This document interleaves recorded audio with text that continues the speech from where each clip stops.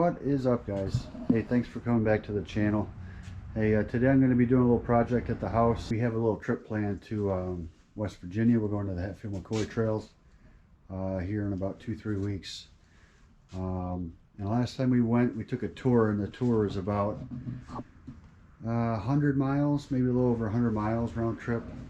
And we had an issue with some of the machines overheating. My YXZ had a problem. And my brother's four-wheeler had a problem, his Polaris. So anyways, we ended up having to stop several times to let them cool down, and it's just kind of a pain in the butt. Slowed everybody down. We were spraying it down with some water bottles and stuff we had, but we really were unprepared for the overheating issue. So this year, before we go, I decided I'm going to try to build one of these trail sprayers. I bought all these parts mostly on Amazon, and I'll leave the link to all these parts in the description of the video if you guys are interested in building one yourself. It should be pretty simple. Basically, I have some 1/2-inch tubing. Then I bought this car charger port connection here. So I can actually run that, just plug it right into the car charger. And then I got this bilge pump, some 3/4 inch flex tubing. The only reason I got that 3/4 inch is because that's what comes off the bilge pump. And then I'm going to reduce it down to 1/2 inch with this reducer here. And then we're going to put a sprayer on the end of it. So basically the plan is to put this in some type of carrying case, just in case somebody overheats. And in that situation, we're going to have to find a creek or some type of body of water where I can drop that little bilge pump into the water and spray off the radiator of the machine that's overheating. So let's go ahead and get started. I'm going to start piecing this together.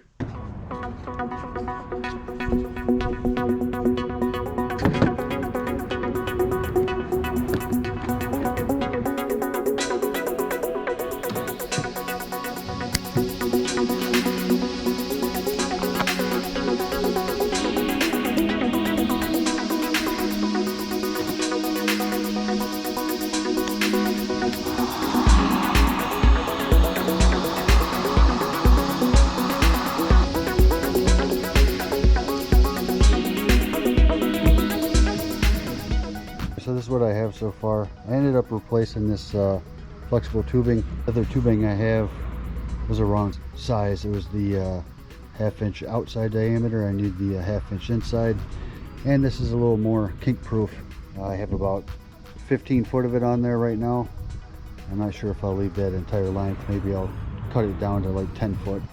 I put these plug style adapters on, wire adapters on to the pump. And I'm gonna connect them to this wire. I got about 15 feet of wire, so whenever we use this, we're gonna have to be within 15 feet or so of the machine so I can plug it in. So I'm gonna plug them in here. I'm gonna use some heat shrink because this obviously there's a good chance this is gonna end up in the water, so I need to make sure that's good and watertight.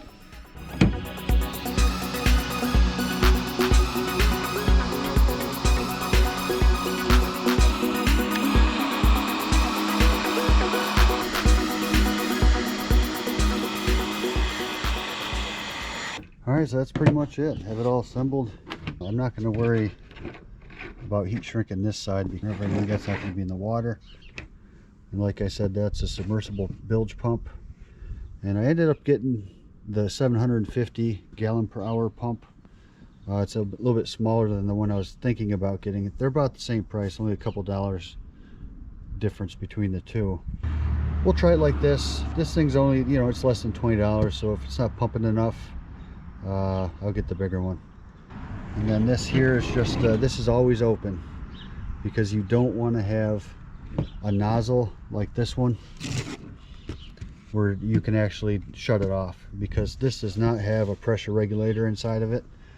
So if you just happen to shut that off accidentally, there's a chance you could destroy the pump if it doesn't blow out the seals, you know, where it's connected. But I'll put a hose clamp on here, and then we'll drop that sucker over here in the bucket, and we'll see if it works. I have it plugged into this this little car plug, whatever you call it, cigarette lighter, right there inside my tablet holder. And then I have the wires coming out here, and you know, obviously this would be in the creek normally, but I just have it going into this bucket. So if it works, it should just pump water right back into the bucket. So let's give it a shot.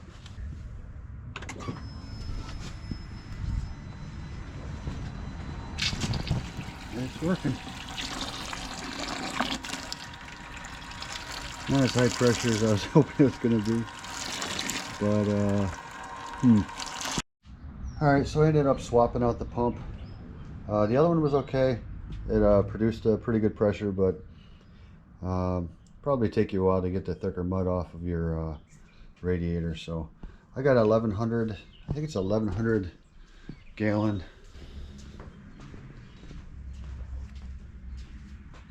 Yeah, 1100 gallon per hour bilge pump, where the other one was 750.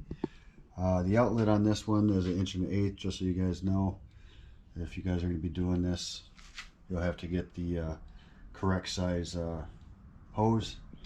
The hose that I had bought before was a 3/4 inch, so I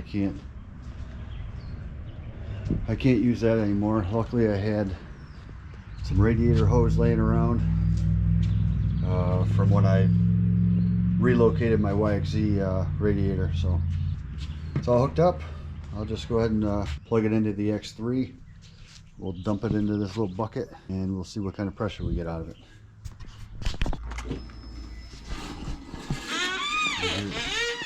Spraying pretty good already. Holy crap. Oh yeah. That's much better. So that could be nice to have out on the trail. Hit your radiator with that. I'm very happy with that. So, yeah, I'll keep that in my box or in a bag or something like that for our trip, and should work out good if we need it. One less thing we have to worry about. Yeah, I guess that's it for now, guys. Appreciate you watching. Like always, if you don't mind hitting the subscribe button if you haven't already, and liking the video. Really helps me out. I appreciate it, and I guess I'll catch you later.